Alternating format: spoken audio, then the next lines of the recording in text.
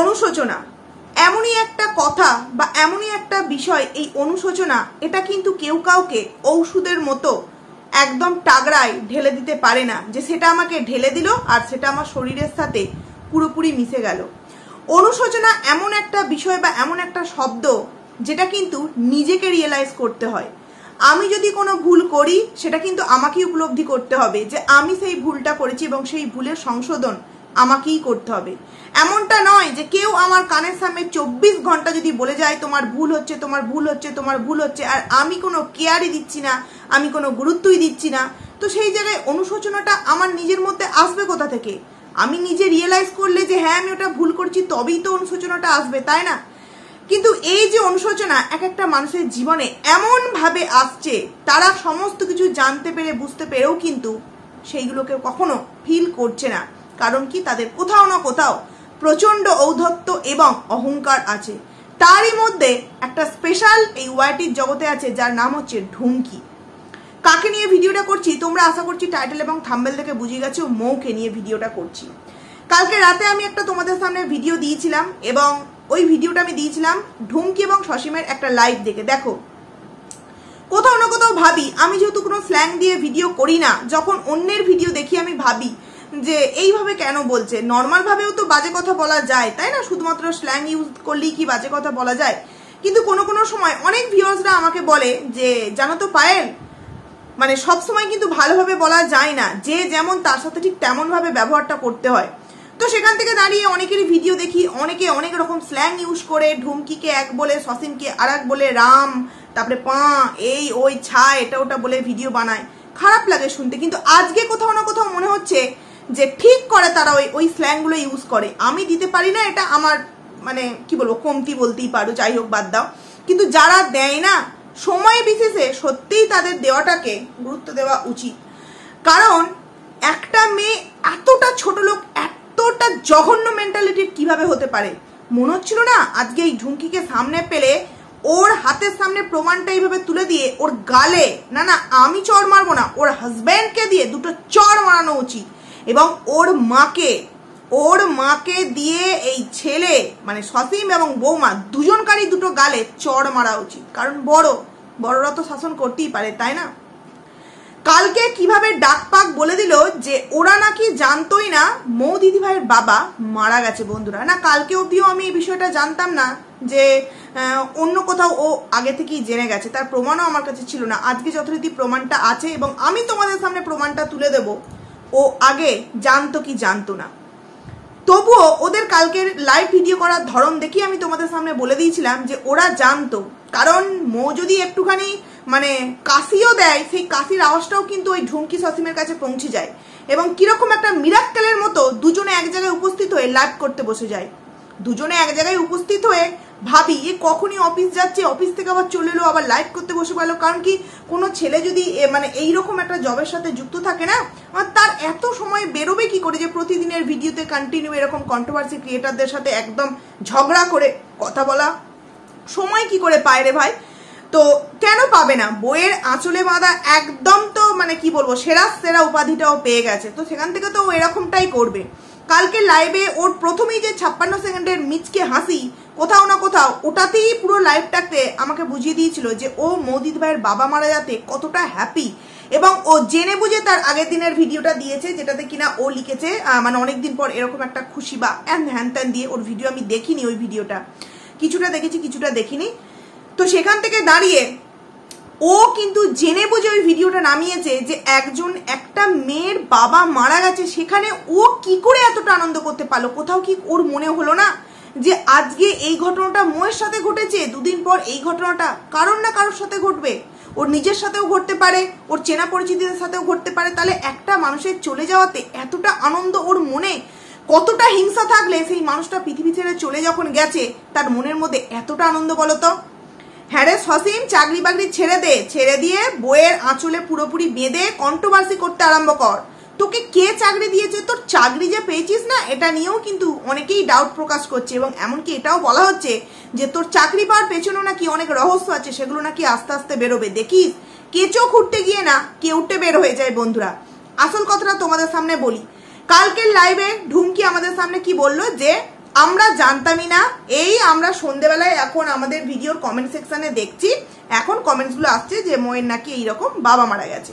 বললো যে আমাদেরকে কেউ খবর পাঠায়নি। আমি তোমাদেরকে কালকেই বলেছি যে এটা তো খুব খুশির খবর, যেখানে পান সুপারি বরণডালা নিয়ে খুশির সংবাদটা দিতে হবে। অবভিয়াসলি ওদের কাছে কিন্তু এটা খুশিরই খবর, ওদের কাছে এটা খুশির খবর। তো সেখান থেকে দাঁড়িয়ে ও বললো যে আমাদেরকে কেউ জানায়নি, এবং কমেন্ট সেকশন অন করলাম তবেই আমরা জানতে পারলাম যে এরকম ময়ের বাবা মারা গেছে। এরকম ভাবে বলছে যে সত্যি যদি উনি মারা গিয়ে থাকেন তাহলে ওনার আত্মার শান্তি কামনা করি। তো সেখান থেকে দাঁড়িয়ে তোমরা একটা কথা ভেবে দেখো, সসীম বলেছে, এই ঢুমকি কিন্তু একবারও বলেনি যেই মানুষটা বেঁচে থাকতে তাকে অপমান করা হলো, তাহলে সেই মানুষটা যখন পৃথিবী ছেড়ে চলে গেলেন একবার তো অন্তত সে তার আত্মার শান্তি কামনা করতেই পারতো। করেননি, কিন্তু করেননি।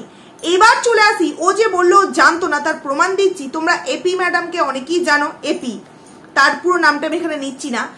তো সেখানে ওনার পরশু দিনের একটা দুপুরবেলার লাইভে এই ঢুমকি, উনি একটা লাইভ করছিলেন, ওনার ওই লাইভে হঠাৎ করে ঢুমকি কিন্তু আসে। তার প্রসঙ্গে আমি একটু বলে রাখতে চাইছি, এই যে এপি, এই এপি কিন্তু আজ থেকে 1 বছর আগে এই ঢুমকির হয়ে পজিটিভ ভিডিও করতো। এমনকি এই কল্লোল দাদাভাইকে কোচি, আমি বলতে বাধ্য হচ্ছি, কেউ কিছু মনে করো না, কোচি পা ড্যাশ এই কথাটা কিন্তু বলতো। এবং তখন এত খারাপ লাগতো, এত খারাপ লাগতো। আমার কমেন্ট সেকশনে আমাকে অনেকে কমেন্টস করতো যে ও যেহেতু কল্লোল দাদাভাইকে কোচি ড্যাশ বলে, তুমি ওকে দামড়ি খাসি এটা বলবে। তো আমি তখন কিন্তু ওইটা বলেই ডাকতাম যে একটা ছেলেকে এইভাবে কেন বলে, তবে প্রতিটা ভিডিওতে আমি বলতাম না। তো সেখান থেকে দাঁড়িয়ে আজকে সেই মানুষটা ঢুমকির আসল রূপ সবার সামনে বের করে দিচ্ছে। কিভাবে? তার সেই লাইভে এই ঢুমকি উপস্থিত ছিল, এবং সেখানে অনেক কথোপকথন হয় যে আমার পার্সোনাল বিষয়েও তো অনেকে অনেক কিছু বলে, হ্যান ত্যান, অনেকে অনেক কিছু কমেন্টস ওখানে করছিল। পরবর্তী মুহূর্তে কিন্তু এই এপি জানান দেয় যে এই মৌকে এবার তুমি রেহাই দাও, মেয়েটার বাবা মারা গেছে, মেয়েটাকে অন্তত এবার তুমি রেহাই দাও। তাহলে ও তো ওখানে শুনেছে যে ময়ের বাবা মারা গেছে, মানে যেদিন মারা গেছে, যেদিন সকালে কমিউনিটি পোস্ট মৌদিদি ভাইয়ের চ্যানেল থেকে কল্লোল দাদা ভাই দিয়েছে, সেদিনকেই দুপুরবেলা এপির লাইভে এই ঢুমকি গেছিল, এবং সেখানে গিয়ে কিন্তু ও জানতে পেরে গেছিল যে মৌদিদি ভাইয়ের বাবা কিন্তু মারা গেছে। তাহলে তার পরের দিন ও ভিডিও আপলোড করলো, মানে আনন্দের একটা ভিডিও আপলোড করলো। ঠিক আছে, চলো ওটাতে না মেনে নিলাম, ভিডিওটা করা ছিল, দিতে ওকে বাধ্য। কিন্তু তারপরের দিন, মানে কালকে সন্ধ্যেবেলায় যে রং মেকে সংসে যে মিয়া বিবি, মানে টেপি আর টেপা দুজনে মিলে যে লাইভ করতে বসলো, সেখানে যে ডাকপাক মিথ্যে কথা বললো। আজকের ভিডিওতে আমি এই যে রয়কে একটা কথা বলতে চাইছি, খুব বড় বড় না আমার কমেন্ট সেকশনেতে কমেন্ট করতে, তুমি এখন কোথায় গেলে, যাও এপির ভিডিও লাইভ ভিডিওটা দেখে এসো যে ওইখানে এই ঢুমকি উপস্থিত ছিল কিনা, এবং ওখানে স্পষ্টভাবে জানানো হয়েছে যে মৌদিদি ভাইয়ের বাবা সকালবেলা মারা গেছে, ওকে এবার তুমি রেহাই দাও। ও তারপর কালকে রাতে লাইভ করতে বসলো যে আমরা জানতাম না কত বড় ধান্দাবাজ, কত বড় মিথ্যাবাদী মেয়ে, কত বড় মিথ্যাবাদী মেয়ে। সেই দিনকে ক্যামেরা ওপেন করে ভাবো, একটা মায়ের সামনে, ওর নিজের মায়ের সামনে ওর হাজবেন্ডের মাকে ওইভাবে অপমান করা হলো। সেটা এই সসীম মাস্টার না কি মাস্টার কে জানে, প্রেম করার মাস্টার, ওই সমস্ত কিছু মানে দেখছে দাঁড়িয়ে দাঁড়িয়ে যে ওর নিজের মায়ের সামনে সসীমের মাকে এই তোমার ঢুমকি অপমান করছে। সেখানে সেটা সে দেখে একটা কথাও বললো না, বরঞ্চ বউ যেটা শেখাচ্ছে যে হ্যাঁ এবার বলো, অফিস থেকে এসেছো এইবার বলো, অফিসের কাজবাজ নিপটে এসেছো এইবার বলো। আর আমার মাথা গরম হয়ে গেলেই আমি সমস্ত কিছু ভেঙে চুরে ফেলে দেবো, আমাকে নিয়ে রেস্টুরেন্টে খাওয়াতে বেরিয়ে পড়ো। এটাই তো হচ্ছে মানে এই মাস্টারের একটা কাজ না, কারণ মাস্টার তো বইয়ের কথায় ওঠে আর বসে। একটা জায়গায় একটা ডাউট কিন্তু অনেক ভিউয়ার্সদের মনেই আছে। ও কিন্তু এই গঙ্গায় যেদিন বিসর্জন দিতে যাওয়ার কথাটা বলে তার শ্বশুরবাড়ির লোকজনেদের, সেদিনকে কিন্তু ওর ভিডিওতেও একটা কথা বলেছিল, ওর বিয়ে হয়েছে 8 বছর, ওর মেয়ের বয়সও 8 বছর। আমি কিন্তু এই প্রশ্নটা আগেও বলেছিলাম যে বিয়ে হয়েছে 8 বছর, মেয়ের বয়সও 8 বছর। হ্যাঁ, অনেকেই আমাকে এখানে কমেন্টস করতে পারো যে অনেকেরই কিন্তু ফুলসজ্জার রাতে অনেক রকম কনসিভ করে ফেলতে পারে। তো সেখানে যদি সেটাও হয়ে থাকে, সেখানেও তো মেয়ের এজ 7 বছর হওয়ার কথা, কারণ সেখান থেকেও তো 1 বছর 9 মাস 9 দিন তো গর্ভে থাকবে, তারপর তো সে পৃথিবীতে ভূমিষ্ঠ হবে, তাই না? তো সেখান থেকে দেখলেও কিন্তু তার এজ 7 বছর হওয়ার কথা, 8 বছর কিন্তু নয়। তাহলে ও কি করে বললো 8 বছরের বিয়ে আর 8 বছরের ওর মেয়ের বয়স? তাহলে কি মাস্টারের সাথে প্রেম করতে গিয়ে রাসলীলা করে বেরিয়েছিল? কারণ কি ওর মুখ থেকেই শুনেছি বিয়ের আগে এটা দেওয়া, বিয়ের আগে বাড়ি করে দেওয়া, বিয়ের আগে তোমার গাড়ি কিনে দেওয়া। ও গাড়ি কিনে দেওয়ার কথা বলতে গিয়ে একটা কথা মনে পড়লো, কই এটা নিয়ে তো ভিডিও নামাসনি রে। এই সসিম দেখ, তোর এত সম্মান, তোর এত সম্মান যে তোকে এইভাবে সবাই দুচ্ছাই করছে, তোর কোনো কিছু নেই, কোনো কিছু পাত্তা, তুই দোকান কাটা, তোর লজ্জা শরম কিছু নেই। আমার কি মনে হয় জানো তো বন্ধুরা, এ যেইখানে কাজ করে না তাদের কারোর সাথে যদি পরিচিত একটু হতো না, এই সমস্ত ভিডিও লিঙ্কগুলো জাস্ট সেই সমস্ত অফিসারদেরকে পাঠিয়ে দেওয়া, যে এ মানে চাকরি টাকরি তো অন্য কিছু হবে না, কিন্তু একটা ছেলে তার বউ কিভাবে তার জন্মদাত্রী মাকে এই রকম ভরা বাজারে সোশ্যাল মিডিয়ায় ওয়াইটি প্ল্যাটফর্মে এসে নোংরা করছে, অপমানিত করছে, আর সেটা সেই ছেলেটি দেখছে দাঁড়িয়ে দাঁড়িয়ে বসে বসে, সেইগুলো আনন্দ উপভোগ করছে। এইগুলো ওই অফিস অবধি যদি কোনো রকমভাবে পৌঁছে দেওয়া যায় না, যদি কেউ আমার ভিডিও এমন দেখছো যে ওর হাজবেন্ড যেই জায়গায় জব করে সেখানকার কোনো কারোর সাথে যদি এরকম তোমাদের পরিচয় থাকে, যদি একটু জানান দিতে পারো, এই সমস্ত ভিডিও লিঙ্কগুলো কিন্তু পাঠিয়ে দেওয়া প্রয়োজন আছে। কারণ একটা মানুষের মৃত্যু নিয়েও কিন্তু ওরা রেভিনিউ কামাতে ছাড়লো না। হ্যাঁ, এখন আমাদেরকে বলা হবে যে তোমরা কেন কন্ট্রোভার্সি করছো। দেখো, মৌদিদি ভাইয়ের বাবা মারা গেছে, সেই নিয়ে তার মানে আত্মার শান্তি কামনার জন্য একটা ভিডিও করেছি, তারপর কিন্তু আর কোনো ভিডিও করি, আর মৌদিদি ভাইকে আমি খুব কম ভিডিওই করেছি। তারপর যথারীতি কালকে রাতে ওর ওই নটাঙ্কিপনা দেখে, ঢুমকির ওই নটাঙ্কিপনা দেখে আমি একটা ভিডিও নামিয়েছি, এবং আজকে এই যে প্রমাণটা তোমাদের সামনে দেওয়ার জন্য কিন্তু ভিডিওটা করছি। তো সেখান থেকে দাঁড়িয়ে ও রেভিনিউ নেওয়ার জন্য ক্যামেরা হাতে করে মোয়ের বাড়ি চলে গেল। কি মোয়ের মুখ দেখালে আমার 90,000 ভিউজ হয়ে গেছে। এরকম যদি 2-3টে ভিডিও নামাতে পারি তাহলে বিশাল হয়ে যাবে। ওর রাগ কোন জায়গায় হয়েছে? যেই ভিডিও ক্লিপটা মৌদিদি ভাই নিয়েছিল সেই ভিডিও ক্লিপটা কেন নিজের ভিডিওতে মৌদিদি ভাই দেয়নি? কারণ নিজে মৌদিদি ভাইয়ের বাড়ি গিয়ে ভিডিও করেছে, তাই থেকে একটা রেভিনিউ, সাবস্ক্রাইবার গেন, এবং মৌদিদি ভাই যদি ওদেরকে মৌদিদি ভাইয়ের ভিডিওতে দেখাতো সেখান থেকেও একটা পরিচিতি হতো, সেখান থেকেও একটা সাবস্ক্রাইবার গেনও করতে পারতো। মানে ফায়দাই ফায়দা। ও যা নয় তাই করে যাবে আর সবাই বোকা হয়ে বসে থাকবে। তাহলে ভাবো বন্ধুরা, এই যে সসীম, এই সসীম সমস্ত কিছু জানতো, জানার পরেও কালকে কিন্তু অভিনয় করলো। কোন কথাটা বলতে গিয়ে কোন কথাটা আমি বলতে বলতে মানে বন্ধ হয়ে গেল। ওই যে 8 বছরের মেয়ে, 8 বছরের বৈবাহিক ওর জীবন, ওর মুখেই শুনেছি যে বিয়ের আগেই কিন্তু বাড়ি করে দিয়েছে বাবা। এমন কেউ বললো, তোমার এর আগের দিন দোষ দেওয়া হলো যে এরকম কল্লোল দাদাভাই এবং তার মা চেয়েছিল সসীমকে বিক্রি করতে, কারণ কি বেশ 10 লাখ টাকা এরকম ক্যাশ দিতে পারতো বা পণ হিসেবে দিতে পারতো, তাহলে নাকি খুব ভালো বউ ঢুমকি হতো। দিতে পারিনি বলে নাকি ঢুমকি খুব খারাপ।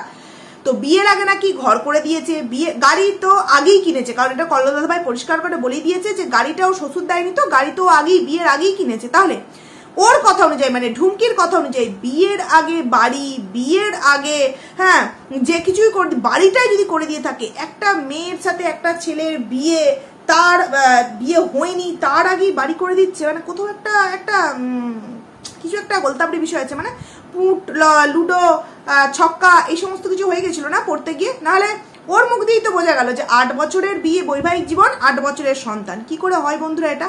তার মানে কি বিয়ের আগেই ঝুমকি মা হয়ে গিয়েছিল, কি যেই কারণেই 8 বছরের বিয়ে আর 8 বছরের সন্তান হয়ে গিয়েছিল বন্ধুরা, এবং যেই কারণে বাবা বুঝতে পেরেছিল যে এই হতভাগী মেয়েকে তো আমি কারোর গলায় আর ঝুলাতে পারবো না, আর এই একটা পেয়েছি ড্যাশ, এই ড্যাশটার গলায় ঝুলিয়ে দিলে সারা জীবন কিন্তু আমার মেয়ে রাজরানী হয়ে এইভাবে ছুরি ঘুরাতে পারবে। কারণ খুব ভালো করেই জানতো টিচার না, স্টুডেন্ট টিচার, সেখানে স্টুডেন্ট কতটা চালাক, সে টিচারকে একদম রন্ধে রন্ধে চিনে নিয়েছিল যে আমার স্যার ঠিক কিরকম। তখনই কি অনেক কিছু একদম কাজ সারতে ফেলেছিলিস, যে কারণে 8 বছরের বৈবাহিক জীবনে 8 বছরের বাচ্চা। তুই কিন্তু তোর ভিডিওতে বলেছিস, আর এটা আমিও জানতাম না।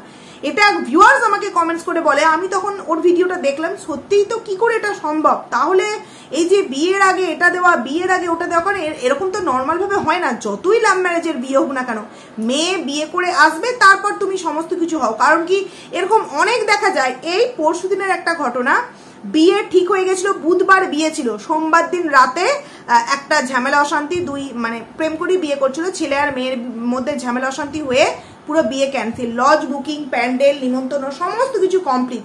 তাহলে সেখানে এমন কি ধরাবাধা ছিল যার জন্য বিয়ের আগে ঘরটা পর্যন্ত বাবাকে করে দিতে হলো?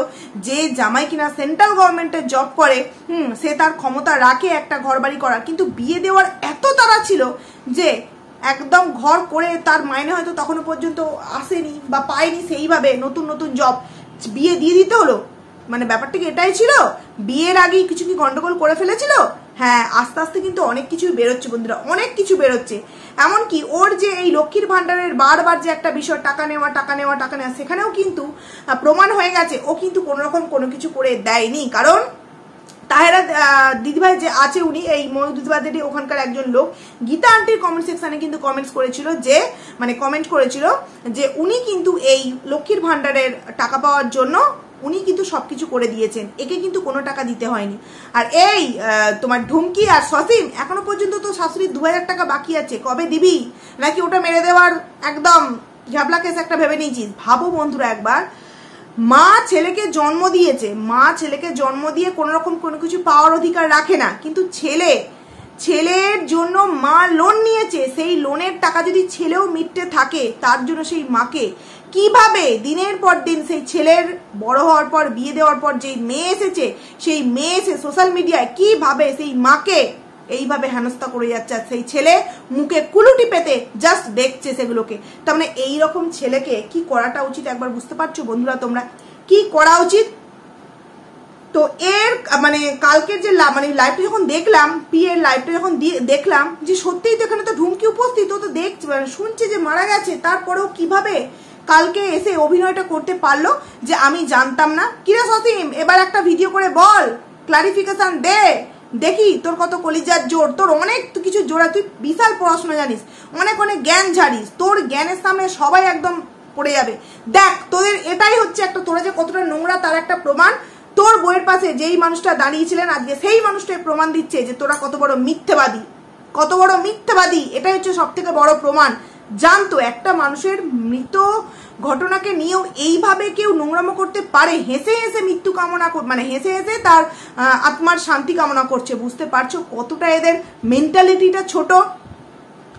তো আজকে যথারীতি 4 দিন মৌদিদি ভাইয়ের বাবার, আজকের মনে হয় যে মেয়ের তরফ থেকে যে 4 দিনের সাধ্য শান্তির কাজ থাকে সেটাই করছে।